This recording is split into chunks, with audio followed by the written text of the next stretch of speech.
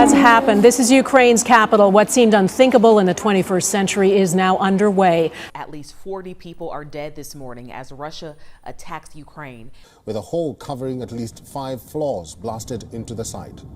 This comes after Russian Foreign Minister Sergei Lavrov said that Kremlin's military operations will not target civilian infrastructures. And today, Russia stepped up its assault on cities across the country. Ukrainian officials estimate some 2,000 civilians have been killed since the war began 1 week ago. This battle is entering a very dangerous new zone. On ground zero, we are being told that tonight and the next 24 to 48 hours will be very crucial for the capital, Kiev.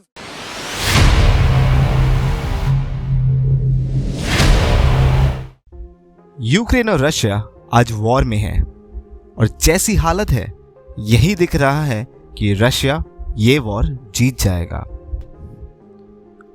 जो भी हो रहा है बहुत गलत हो रहा है, मगर ये सबसे भारत पे क्या असर पड़ा है और क्या पड़ सकता है।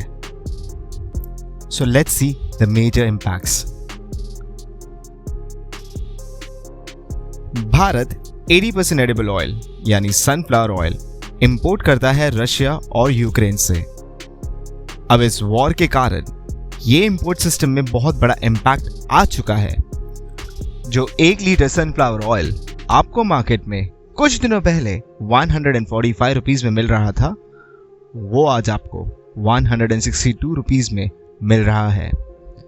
चांसेस ये भी हैं कि कुछ दिनों में दाम और ऊपर जा सकते हैं। In short, inflation.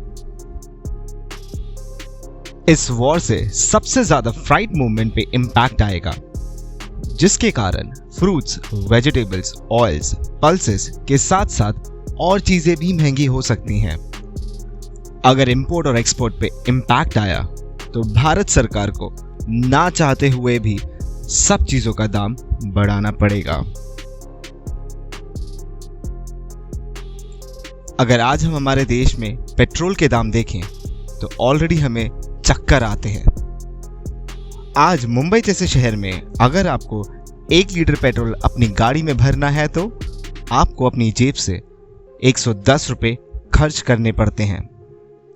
अगर हम एक्सपर्ट्स की माने तो भारत को ब्रेंट क्रूड ऑयल के 1 बैरल के लिए $105 देने होंगे।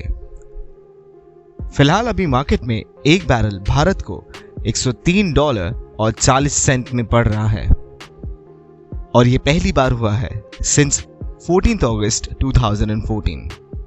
अगर हालात ऐसे ही खराब रहे तो फिर से भारत सरकार को प्राइस में इंक्रीमेंट लाना पड़ेगा और that will be a problem for all of us.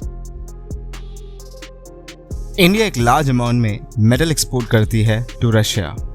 अगर रशिया इंपोर्ट सिस्टम में बैन आया तो फिर से भारत को एक भारी नुकसान हो सकता है और इससे मेजर इकोनॉमिक प्रॉब्लम आ सकती है। India imports 0.20% of gas from Russia. हाल ही में gas authority of India limited GAIL ने एक अग्रीमेंट साइन किया है with Gazprom for LNG। Under this agreement Russia India को 25 लाख टन गैस इंपोर्ट करेगा अगले आने वाले 20 सालों के लिए।